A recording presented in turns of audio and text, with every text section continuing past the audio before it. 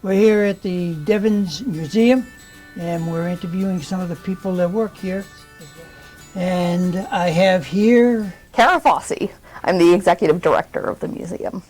I take care of publicity as well as talking to visitors, helping with research, working on fundraising, really a bit of it all, which is one of the positives about working at a small museum.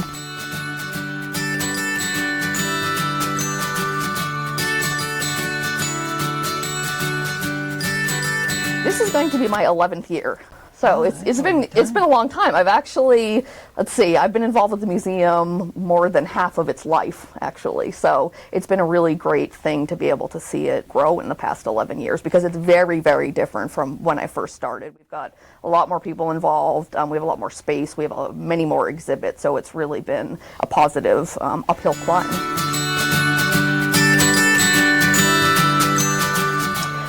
Devens was named after General Charles Devens, who was a brigadier general during the Civil War. He was from Massachusetts. So that's where they took the name from. I guess there was some talk about originally naming this Camp Willard instead.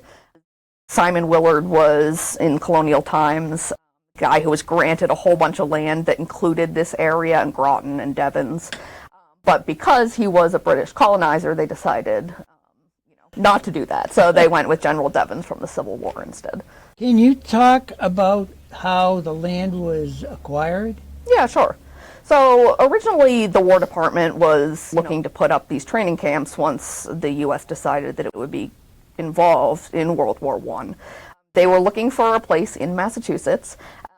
They ended up looking between two spots, the one that they eventually chose here at Devens, and one in western Massachusetts closer to Springfield. They ended up choosing this area in Air because the railroad already came right through the center of town. So it was kind of a really easy place for them to set up, build a camp, and then get people in here. So what they ended up doing was leasing parcels of land from owners in Harvard, Air, and Shirley. The idea was that they would use this area for training, housing, and then once the war was over, the land would be returned to the residents. But of course, that's not what happened. Mm-hmm. We're here today because Camp Devens ended up becoming a permanent fixture and the land was eventually purchased.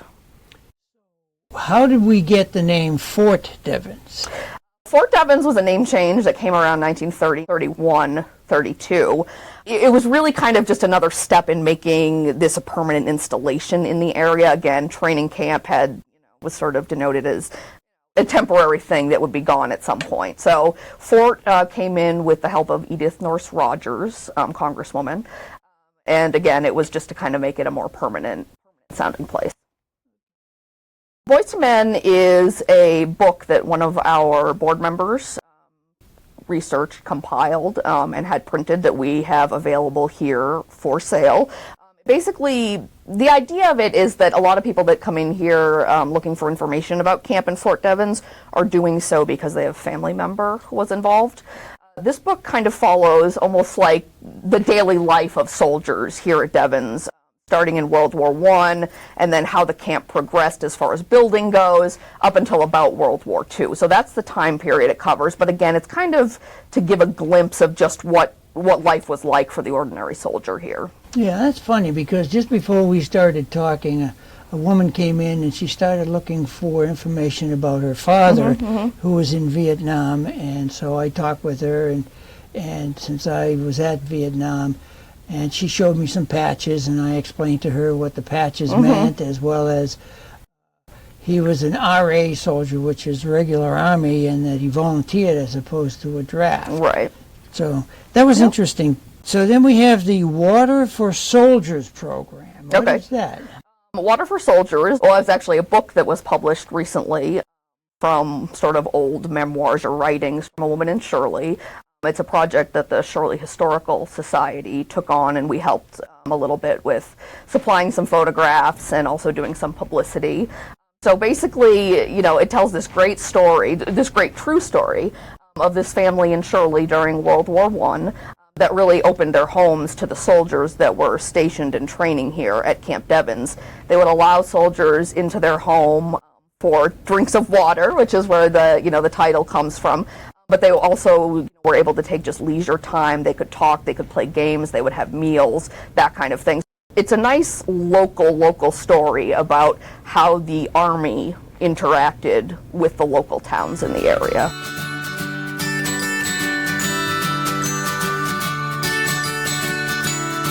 Well, for sure, my most favorite moments are ones that certain visitors that come in and we talk to them, we get to learn a little about them. They ask questions, they teach us more than we teach them sometimes.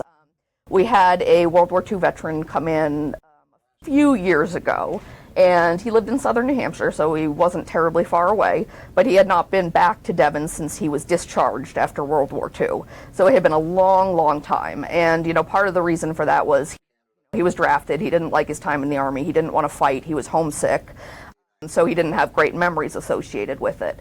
So he ended up finally, towards the end of his life, coming for a visit, and we were able to pull out a photo album that was of his unit. It might have been a different company.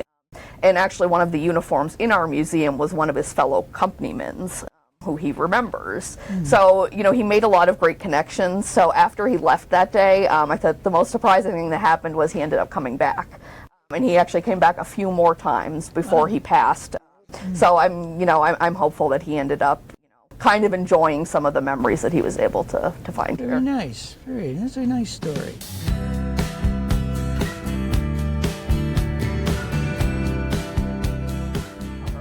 We just had the 100th anniversary of the 1918 influenza epidemic, which a lot of historians say the strain that was really hitting people hard kind of originated or came into the United States via Boston.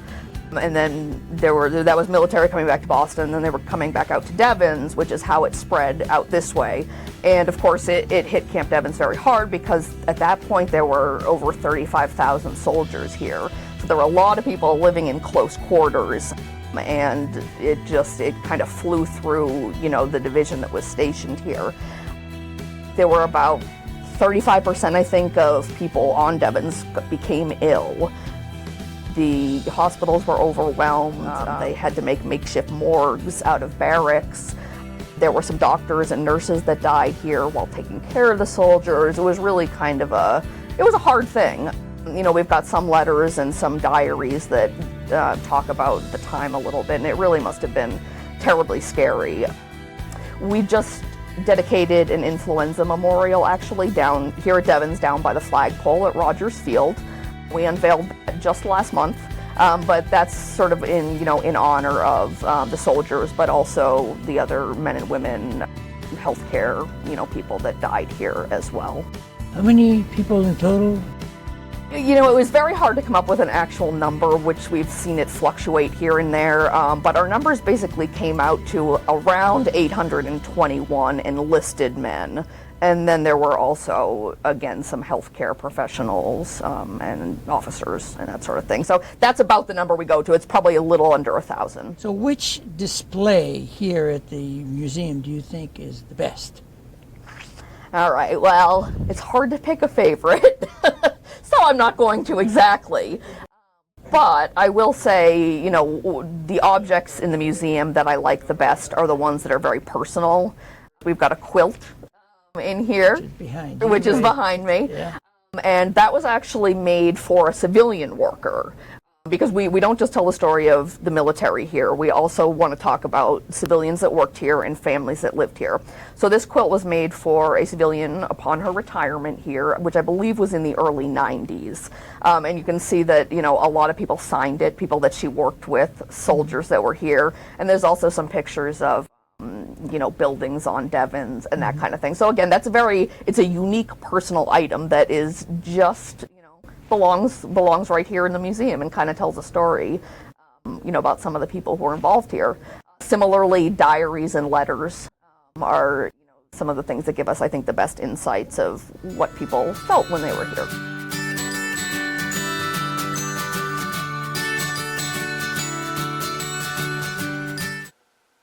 I don't know if I would say changing, but we've continued to grow, as I mentioned, a lot throughout the last 11 years that I've been here. And what I want to see is that to keep happening over the next few years. It's tough for museums as far as raising money. We're a private nonprofit, so we rely pretty much solely on donations and memberships, though we do get some grants as well.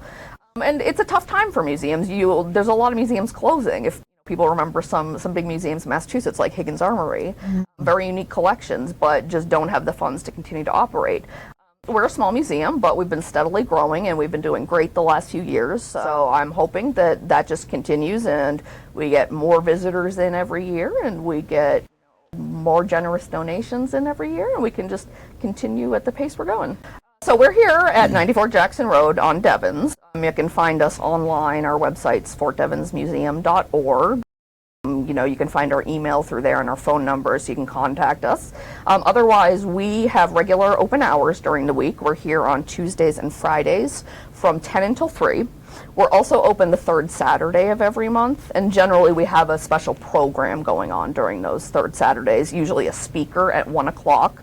So that gives a little variety and we're able to offer to the public. We do a couple large events during the year, for instance, Living History, which we're doing today, and also open houses like during Veterans Day. We generally have an open house as well. So there's a lot of ways to get in touch with us, and I encourage people to not just come in and visit and look around, but also if you've got stories about Fort Devens to tell, we're always looking for stories. And again, any connection you've got, whether you're military, civilian, whether you're a kid sneaking on the base, in your younger years, those are all stories that we really want to capture and tell here, because they kind of complete the whole picture. We don't have an admission fee. We certainly appreciate donations so that we're able to continue doing this, but no fee. I would just encourage anyone to reach out and come by and share what they know about Devens here, especially photographs too. If people have photographs and anything connected with the past here, we would love to see it. Good. Well, thank you, Kara. Yeah, thank you very much. Very nice talking to you. Thank you. And thank you, everybody. I hope you come and visit the museum.